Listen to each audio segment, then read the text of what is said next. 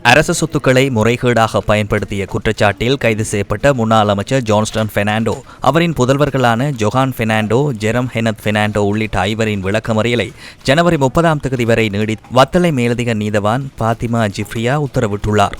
வழக்கு இன்று விசாரணைக்கு எடுத்துக் கொள்ளப்பட்ட போது சந்தேக நபர்கள் மன்றில் ஆஜர்படுத்தப்படவில்லை.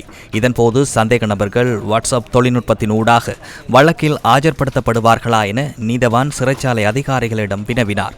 வாட்ஸ்அப் தொழில்நுட்பத்தின் ஊடாக சந்தேக நபர்களை மன்றில் ஆஜர்படுத்துவதற்கு நடவடிக்கை எடுப்பதாக அதிகாரிகள் குறிப்பிட்டனர். நிரந்தர நீதவான் விடுமுறையில் உள்ளதால் மேலதிக நீதவான் சந்தேக நபர்களின் பிணை உத்தரவிற்கு எதிர்வரும் தினமொன்றை வழங்குவதாகவும் சந்தேக நபர்களை வாட்ஸ்அப் தொழில்நுட்பத்தின் ஊடாக முன்னிலைப்படுத்துவதற்கு நடவடிக்கை எடுக்குமாறும் சிறைச்சாலை அதிகாரிகளுக்கு உத்தரவிட்டார். இதற்கிணங்க பிணை உத்தரவை ஜனவரி 30 நிர்ணயித்து சந்தேக நபர்களின் விளக்கமறியல் உத்தரவை நீடித்தார். வழக்கு விசாரணையின் முன்னேற்றம் தொடர்பில் அறிக்கை சமர்ப்பித்த விசாரணை அதிகாரிகள் வழக்கின் 7வது சந்தேக நபரான சமன் விதானவை கைது செய்வதற்கான விசாரணைகள் இடம்பெறுவதாக கூறினர்.